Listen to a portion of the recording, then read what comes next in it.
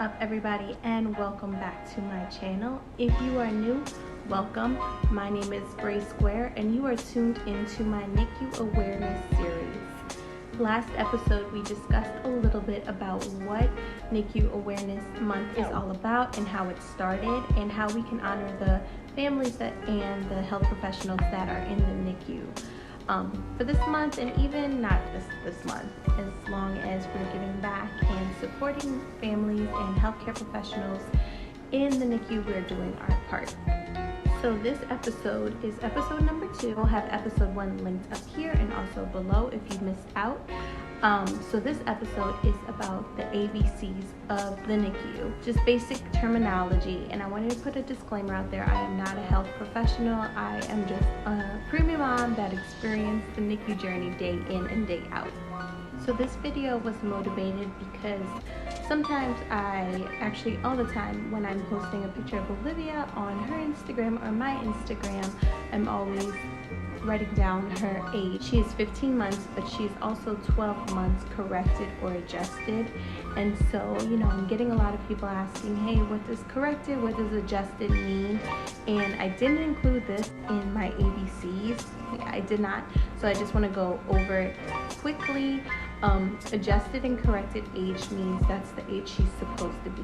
She was born at 29 weeks gestation, so she was born on May 24th, 2019, but she was supposed to be born in August 5th, 2019. So there's a big gap. So right now she is 15 months because she was born in May, but she's also 12 months adjusted and corrected because she was supposed to be born in August. Yeah. I've also had someone ask me, what does NICU mean?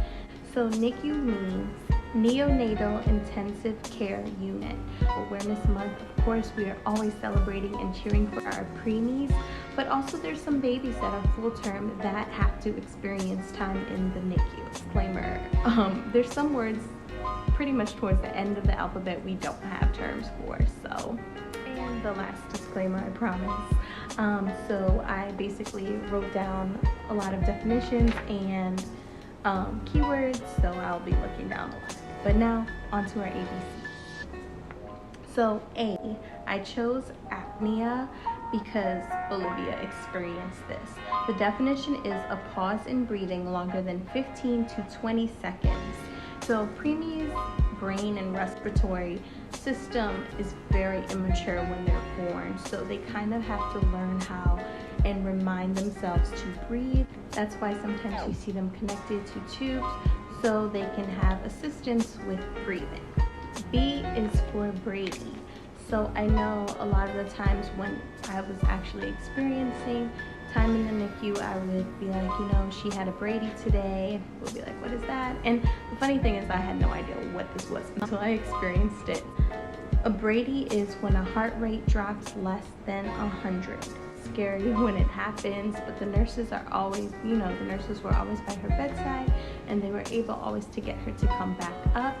And a lot of the time that she experienced Brady because she would honestly, the nurses would be like, well, she's just young, she's very immature right now and she has forgotten how to breathe, or she has to remind herself to breathe. C is for CPAP. So Olivia actually experienced a long time on CPAP, and I know that was one of the things I documented in my journey. Like one day she was just an oxygen flow. The next day she was back on CPAP. So everyone would always be like, hey, what's CPAP? So here is the definition of CPAP. It's continuous positive airway pressure through small tubes that are connected to the baby's nostril. This machine pushes continuous airflow or oxygen to the airway to help the tiny air passages in the lungs to open. D is for DSAT. Olivia was getting closer to her graduation. Everyone was like, hey, do you know when she's going home? I'd be like, hey, she cannot have an episode, meaning she cannot DSAT. DSAT is when the heart slows down in response to low oxygen levels. I wrote down because baby isn't breathing, blood oxygen levels will fall. So that's when a baby DSATs. So G is for gram. It's basically the metric system used to for weight in the NICU. You know, every gram gained is celebrated in the NICU. H is my favorite. H is for hydrotherapy. So hydrotherapy is when the physical therapist will put the preemies in a warm bucket of water. I actually have a video here, and this is the video that went viral for Olivia. It also helps develop their arms, their legs, and their core. So the physical therapist will perform a couple of, stretches, and while the baby's in the water, at first the baby is swaddled, and once the baby's body temperature gets adjusted to the water, they'll start unswaddling. That was like my favorite thing in the NICU. I is for isolate or incubator. So it's basically a heat controlled crib to help baby maintain body temperature. Livy was in the incubator for at least a month. Yeah, because on her first month she is able to move to the open crib. So a safe place for them to be. It protects them from infections, allergens, excessive noise, and light. J is for jaundice. And this is actually a perfect example why a full-term baby may be in the NICU. These babies will have like this yellowish tint to their skin. The baby's liver isn't mature enough to get rid of the bilirubins in their bloodstream. K is for kangaroo hold. Skin to skin with your baby, it definitely helps their immune system. It helps them connect with their moms. It helps the mother to produce milk. It's just the best thing in the world.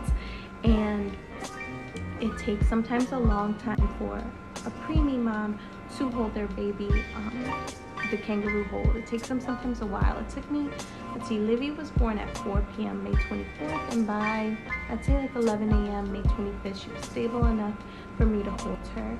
Most of the nurses will let you hold for about 30 minutes to an hour, but my primary nurse was so awesome, she would let me extend as long as Livy was stable. L is for leads.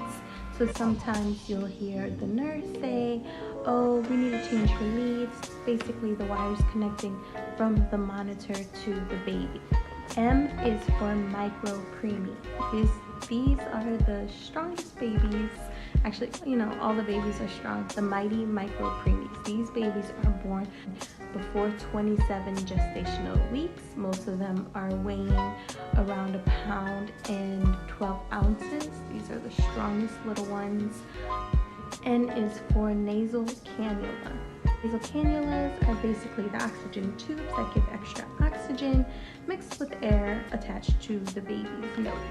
There's no greater feeling once your baby doesn't have the nasal cannula on and you can see his or her perfect little face. O is for occupational therapist. So, we have a physical therapist performing like hydrotherapy and physical therapy for the preemies for their bodies to strengthen. And then you also have lactation consultants in the NICU, but we also have occupational therapists. Mine was awesome, I love her. And so basically they help the baby swallow, they help the moms learn how to latch the baby on them. They basically help a lot with the feeding process. P is for phototherapy. So phototherapy basically is the treatment for jaundice, which was our J word. And I know you see a lot of times in the NICU that babies are placed under the blue light. That blue light, the phototherapy, helps break down the extra bilirubin in their bloodstream. R is for reflux. So this is one I can't stand. So reflux is basically when, and it happens a lot with preemies, when their digested food comes back up. And there's a lot of things that preemies have to do, and we were taught by my occupational therapist to sit her up while we're feeding, and that helps a little. Burps all the time. Livy, actually, I wasn't able to lay Livy down with a feed until she was about, I want to say like 6 months. I had to hold her up, and she had these baby bottles even when we went home. And like my friends that had babies around the same age would be like, why do you have to sit her up? And it was basically to help with the reflux. So V is for ventilator. So when Livy was first born, she had to be placed under a ventilator. This machine basically provides breathing support for preemies, and Livy was ventilated for, I want to say, the first 12 hours, and I'll have a picture of her under the ventilator here. Well, that is it for our NICU ABCs. Hopefully this video was helpful. If you're a mom expecting to be in the NICU, or if you're currently in the NICU, or if you're just someone who just wants to get a little bit more knowledge of what some of these terms mean. I hope you guys enjoyed this second episode of my NICU Awareness Month series, and make sure you subscribe so you don't miss the next. Later.